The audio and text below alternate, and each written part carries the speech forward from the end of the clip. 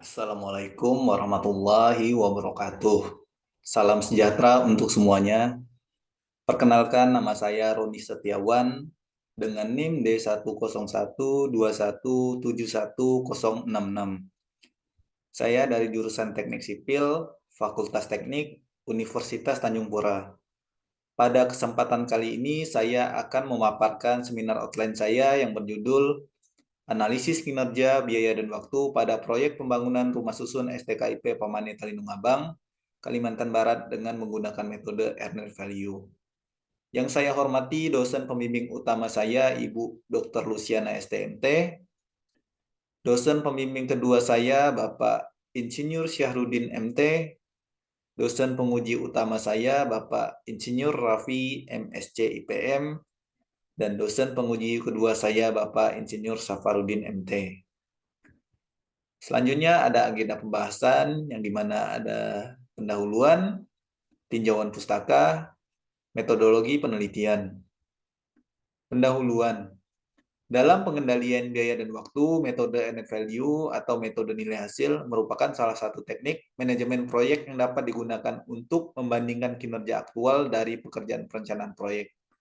Metode net value ini dapat memberikan informasi status kinerja pada suatu periode dan dapat memberikan informasi prediksi biaya dan waktu yang dibutuhkan untuk penyelesaian seluruh pekerjaan proyek berdasarkan indikator kinerja saat pelaporan.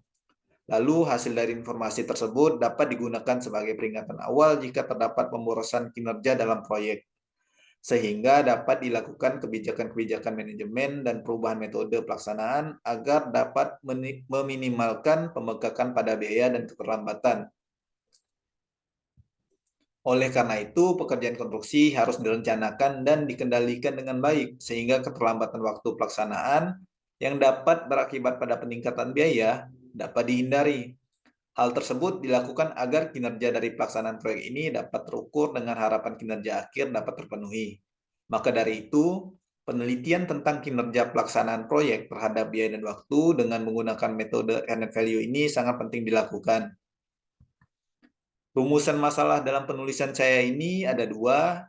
Yang pertama, bagaimana kinerja proyek berdasarkan biaya dan waktu pada saat perencanaan proyek dengan biaya dan waktu aktual. Yang kedua, berapa perkiraan biaya akhir proyek dan waktu yang dibutuhkan untuk menyelesaikan proyek rumah susun STKIP Pamane Talinung Abang, Kalimantan Barat. Tujuan dan manfaat penelitian. Tujuan yang pertama untuk mengetahui apakah kinerja proyek berdasarkan biaya dan waktu pada pelaksanaan proyek sesuai dengan perencanaan proyek. Yang kedua, untuk mengetahui perkiraan biaya akhir proyek dan waktu yang diperlukan untuk menyelesaikan proyek rumah susun STKIP Pamane Talinung Abang, Kalimantan Barat. Manfaat penelitian.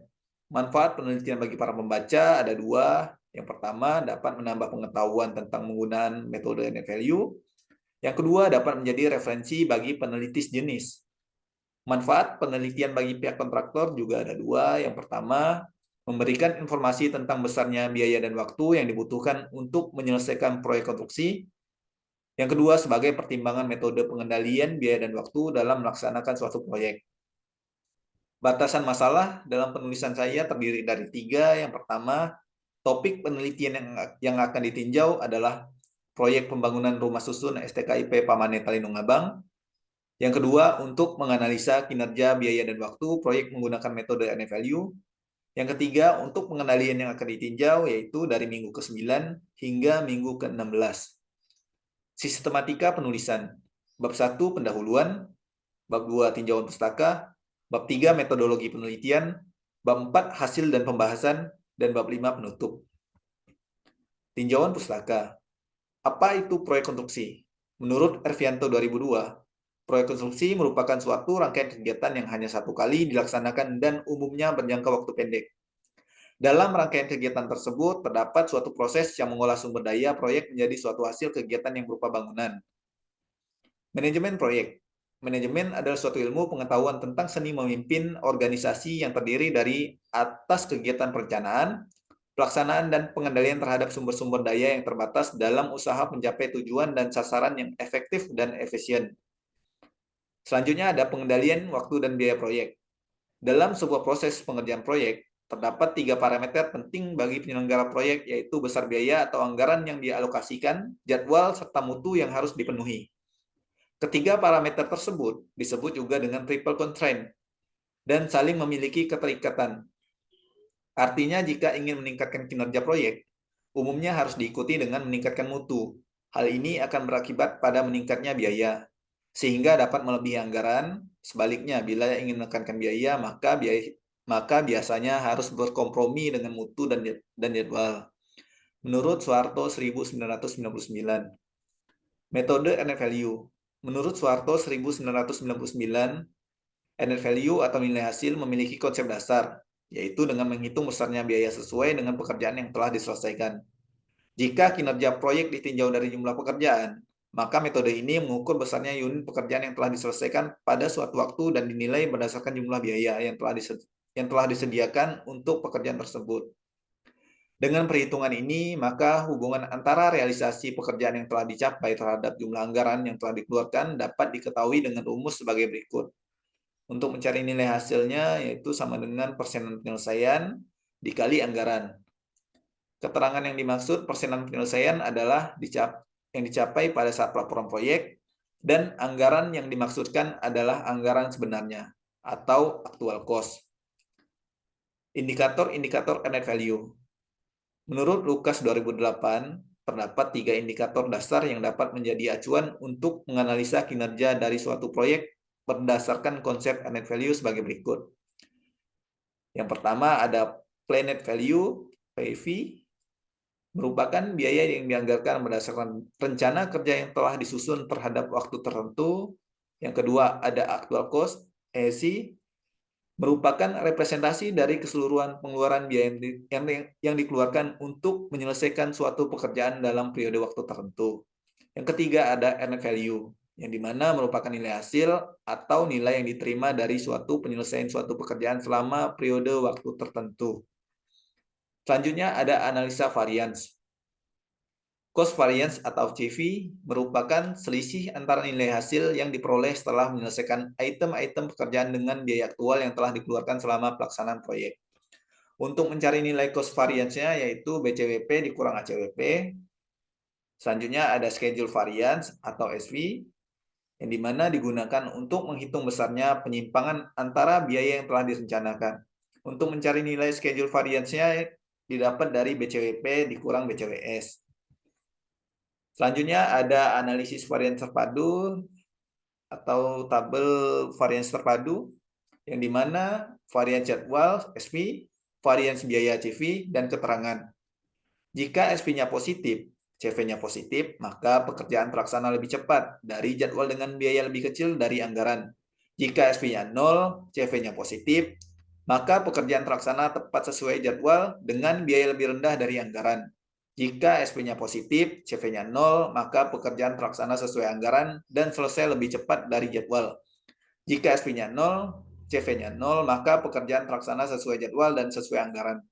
Jika SP-nya negatif, CV-nya negatif, maka pekerjaan selesai terlambat dan menelan biaya lebih tinggi dari anggaran. Jika SP-nya 0, CV-nya negatif, maka pekerjaan terlaksana sesuai jadwal dengan menelan biaya di atas anggaran. Jika SP-nya negatif, CV-nya 0, maka pekerjaan selesai terlambat dan menelan biaya sesuai anggaran. Jika SP-nya positif, CV-nya negatif, maka pekerjaan selesai lebih cepat dari rencana dengan menelan biaya di atas anggaran. Selanjutnya ada analisa indeks produktivitas dan kinerja. Menurut Sumardi 2006, indeks produktivitas dan kinerja pada kegiatan pelaksanaan proyek dapat dibagi menjadi dua, yaitu Cost Performance Index atau CPI, merupakan faktor efisiensi biaya yang telah dikeluarkan dapat diperlihatkan dengan membandingkan nilai pekerjaan yang sudah diselesaikan secara fisik dengan biaya aktual yang telah dikeluarkan dalam periode yang sama. Untuk mencari nilai cost performance index-nya adalah BCWP dibagi ACWP, yang dimana jika CPI-nya sama dengan 1, maka biaya proyek sesuai rencana. Jika CPI-nya lebih besar dari 1, maka biaya lebih kecil atau hemat. Jika CPI-nya lebih kecil dari 1, maka biaya lebih besar atau boros. Selanjutnya ada Schedule Performance Index atau SPI. merupakan faktor efisiensi waktu dalam menyelesaikan pekerjaan, dapat diperlihatkan oleh perbandingan antara nilai pekerjaan yang sudah diselesaikan secara fisik dengan rencana pengeluaran biaya berdasarkan pelaksanaan proyek dalam periode yang sama. Untuk mencari schedule performance index-nya yaitu BCWP dibagi BCWS, yang dimana jika SBI-nya sama dengan 1, maka proyek tersebut tepat waktu. Jika CPI-nya lebih besar dari 1, maka proyek tersebut lebih cepat. Dan jika CPI-nya lebih kecil dari 1, maka proyek tersebut terlambat.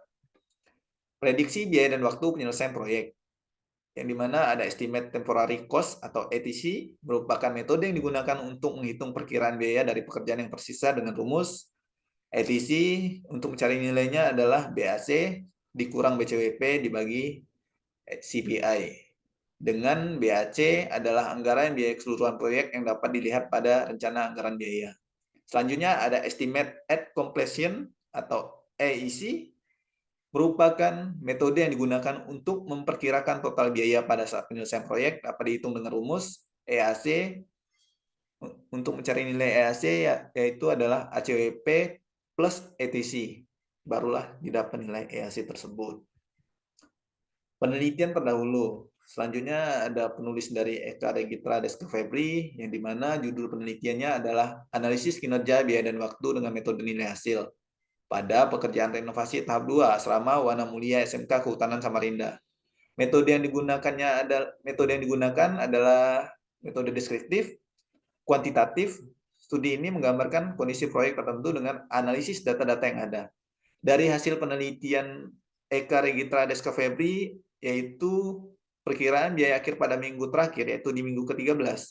Hasil nilai estimasi biaya akhir proyek diperoleh EIC, dan dari hasil perhitungan bahwa pekerjaan terlaksana tepat sesuai rencana atau on schedule.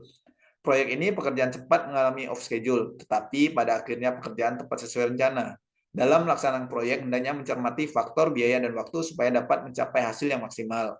Selanjutnya ada penulis dari Muhammad Izzul Maromi pada tahun 2015, yang dimana judul penelitiannya adalah metode N-value untuk analisa kinerja biaya dan waktu pelaksanaan pada proyek pembangunan Kondotel Devasa Surabaya.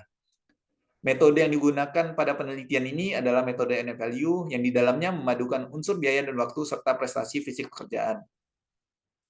Dari hasil analisa diketahui bahwa biaya yang dikeluarkan lebih rendah dari biaya dianggarkan, ditunjukkan dengan nilai CPI 1,424 dan waktu pelaksanaan lebih lambat dari jadwal. Rencana ditunjukkan dengan nilai SPI 0,838. Hasil perhitungan perkiraan biaya akhir proyek tersebut senilai 103.417.974.488 rupiah dengan memperkirakan waktu penyelesaian 99 minggu. Menunjukkan bahwa proyek mengalami keterlambatan 16 minggu dari 18 minggu dari 83 minggu yang direncanakan. Keterlambatan ini disebabkan berbagai faktor. Yang pertama ada pemancangan, yaitu yang kedua ada kerusakan alat, perubahan gambar dari konsultan pengawas, dan perubahan desain dari owner. Selanjutnya ada penulis dari Aris Hidayat pada tahun 2017 yang berjudul Analisa Kinerja Biaya dan Waktu pada Pelaksanaan Proyek Konstruksi dengan Metode N-value.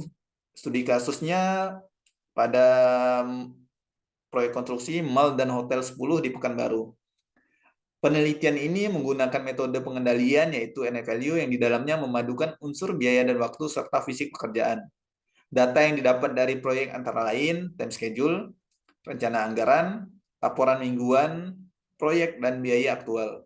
Dari hasil penelitiannya pada pelaksanaan proyek pembangunan mall dan hotel 10 Pekanbaru dengan waktu rencana pekerjaan adalah 427 hari dan mengalami perpanjang waktu selama 150 hari. Sehingga waktu penyelesaian proyek menjadi 532 hari kalender dengan nilai kontrak 167 miliar 200 juta rupiah termasuk PPN. Berikutnya penulis dari Aurelian Jianli pada tahun 2021. Judul penelitiannya adalah Analisis Kinerja Pelaksanaan Proyek Terhadap Biaya dan Waktu dengan metode N-value. Studi kasusnya proyek pembangunan rumah sakit Kecamatan Pontianak Utara. Metode analisa yang digunakan menggunakan metode deskriptif dengan mendeskripsikan dan sebagaimana adanya, sehingga menggunakan pendekatan korelasi untuk menemukan hubungan antara variabel, menguji hipotesis, mengembangkan generalisasi, serta mengembangkan teori yang memiliki validitas universal. Hasil penelitian dari Aurelian Gianni pada minggu ke-55 menunjukkan biaya yang dikeluarkan lebih tinggi terhadap biaya hasil pekerjaan proyek. Dengan nilai CPI 0,970 dan waktu pelaksanaan proyek lebih lambat dari waktu perencanaan dengan biaya CPI 0,823. Hasil perhitungan biaya akhir proyek dapat diperkirakan sebesar Rp 50 miliar 857 juta 703.127,67 rupiah, yang akan melebihi biaya anggaran total pada sebesar Rp 49 miliar 227 juta 406.754,36.